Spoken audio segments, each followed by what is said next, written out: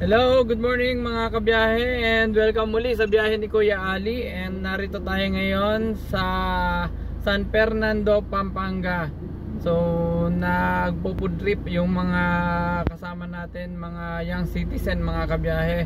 Tara, baba tayo at tingnan natin kung anong masasarap na pagkain dito sa Panside Ningnangan, dito sa San Fernando, Pampanga. Tara mga kabiyahe, let's go! Heto na nga mga kabiyahe, andito na tayo sa Panside Ningnangan sa San Fernando, Pampanga. Mga kabiyahe, alam nyo ba ang ibig sabihin ng Ningnangan? Ang ibig sabihin ng Ningnangan dito sa lengguwahe sa Pampanga ay ihawan, mga kabiyahe. Malawak at maliwalas ang resto nila rito, mga kabiyahe.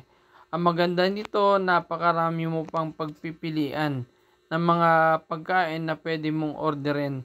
At ang malupit dito, meron pa silang fresh seafoods, mga kabiyahe, na pwede kang mag-order and ipaluto mo kung anong gusto mong luto sa mga orderin mo mga seafoods.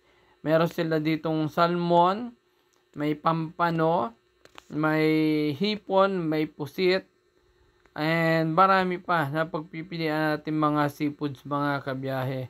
May mga salad din sila rito, fresh salad.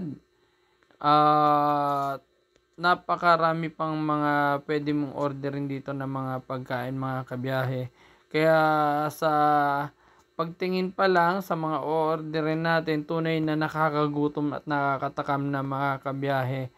Talagang si Kuya Ali ay naglalaway na sa mga pagkain dito, mga kabiyahe. Para bang gustong-gusto mo nang kumain kahit hindi pa tayo umu-order, mga kabiyahe. Nakakatakam mga pagpipilian ng mga pagkain dito, mga kabiyahe.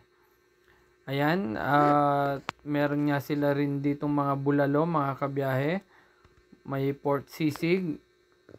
Ayan, yung mga pagpipilian pa natin mga ibang pagkain, mga kabiyahe. Pwede kang umorder ng sinigang na salmon at inihaw na pusit, mga bulalo at marami pang iba. A few moments later. Yan mga kabiyahe, makalipas nga ilang minuto ay may mga nagdatingan na mga customers, mga kabiyahe. Kanina wala pang tao kasi kabubukas pa lang nung nagpunta tayo dito. Then ang maganda rito, nang pagpunta natin kanina, umorder na muna tayo. Para pagbalik natin, kakain na lang tayo, mga kabiyahe. So, umorder muna tayo, then namasyal sa public market ng San Fernando, Pampanga. Para habang namamasyal tayo, so niluluto na yung in-order natin ng mga pagkain, mga kabiyahe. Ang maganda rin dito sa Ningnangan, mga kabiyahe, malawak ang kanilang parking. And malawak din ang dining area nila. Kaya hindi siksikan kapag kumakain. So pwede ka dito sa mga kubo-kubo. At ang kagandahan nito, nakakain kami agad dahil nga umorder muna tayo ng pagkain.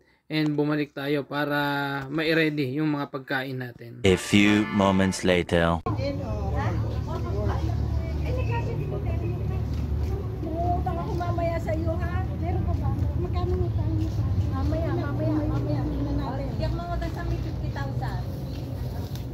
Sa akin ay walang zero na. Hindi pa niya. Balik ako pa niya. Tao bang isang kaldero? Binablang niya.